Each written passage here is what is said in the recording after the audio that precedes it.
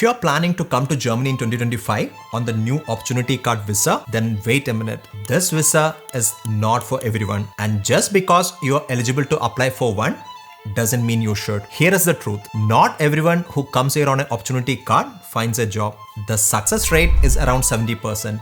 And it's actually dropping. Now, this video is no way meant to demotivate you, but I genuinely believe it's something you need to hear before you pack your bags. So please make sure you watch this video till the end to really understand whether this is the right path for you. So let's get started. If you're new here, my name is Srijit and I've been working in Germany for over 12 years and also run my own business. And on this channel, I want to provide you with all the information you need to start your career in Germany.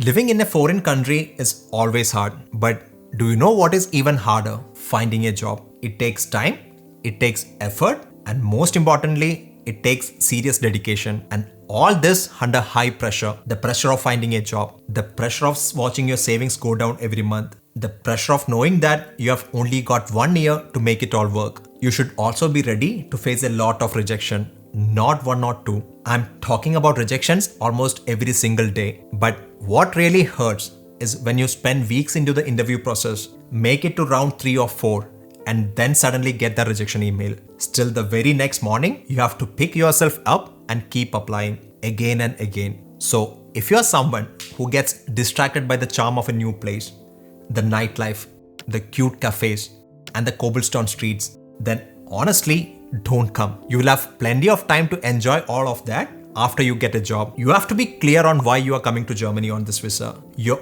only job for the next 12 months is to get a job. That means researching companies, sending applications, attending interviews, following up, and doing it every single day. So if you're someone who can't handle pressure, who gets distracted easily, and who gives up when things don't go your way, then honestly, this visa is not for you. Now, let's talk about something really important, but a lot of people ignore. German language proficiency. Here is the issue. Technically, under the point system, you only need A1 level German to get an opportunity card. So, a lot are getting the visas approved based on the strong qualifications and good work experience. But in reality, these people aren't getting jobs. I'll be truly honest here. In Germany, employers will always prefer someone who speaks German. It doesn't matter if the company is international or based in a big city like Berlin or Munich. Germany is not like some other countries where you can survive on English alone. Here, German will be the priority, always. If a job post says German required, they are not talking about A1 or A2 level. They usually mean at least B1 or B2, and to be very honest, a lot of companies are looking for C1 level. You should be able to speak fluently, understand what others are saying, write professional emails, and confidently attend job interviews in German. And if you're thinking, I will learn the language once you get here, then you are making a big mistake. German is not an easy language. Once you arrive here, you will have to cook your own food, do laundry and dishes, run between appointments, and maybe even do a part-time job. Do you think in the middle of all this, you will have time to learn a new language?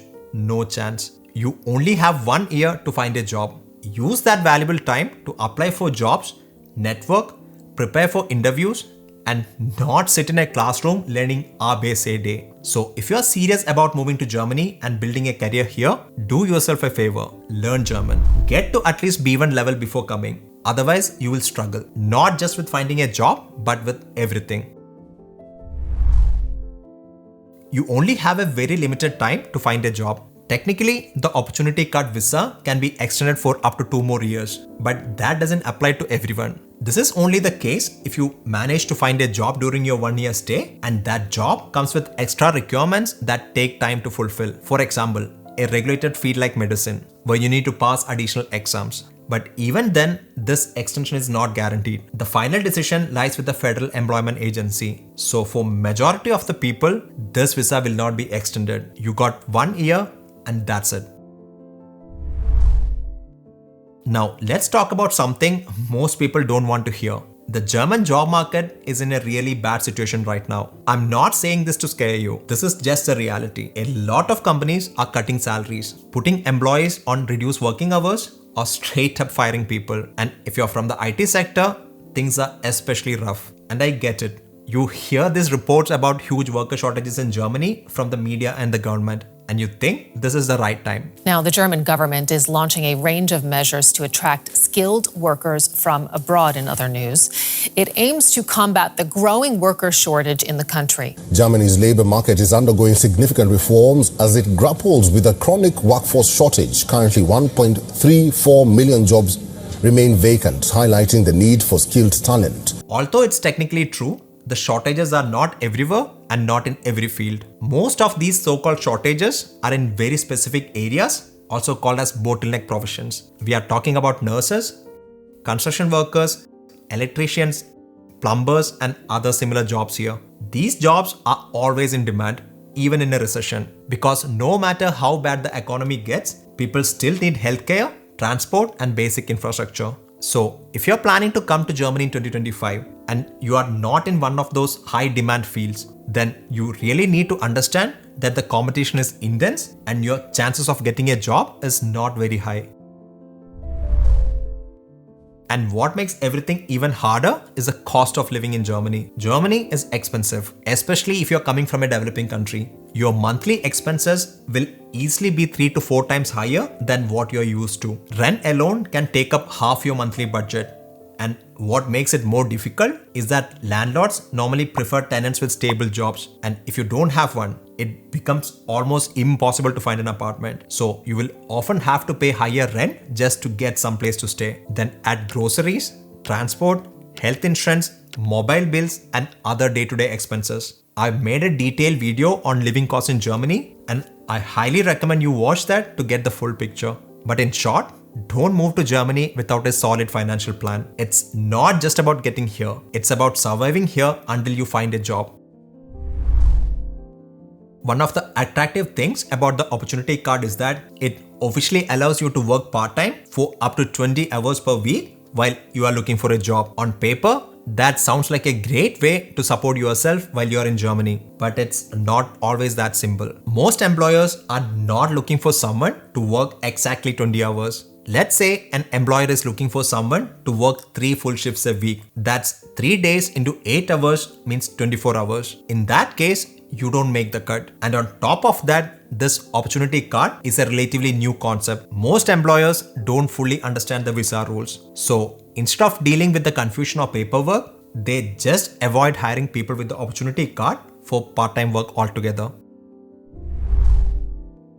You also need to understand that job titles and designations work very differently in Germany. Let's say in your home country, you have been working for 5 or 6 years and you are already a project manager. But in Germany, the exact same title might require 10 plus years of experience. So even if you have solid experience and great skills, you might not be considered senior enough here. But naturally, you'd expect a better salary than someone just starting out. What happens then? You apply for roles that match your title from your previous jobs, but in Germany, those roles go to people with a lot more experience. Then you try applying for entry-level positions, but now you are seen as overqualified or too expensive. I know it's frustrating, but if you are not prepared for this and don't adjust your expectations, you will be in for a big disappointment. Let me say this clearly. Opportunity card is definitely a great path to enter Germany, live here, and eventually find work. But still, my honest suggestion would be to start applying from your home country first. Whether you are applying from India or Germany, the process is exactly the same. You are doing it online. You are not walking into offices and handing out resumes.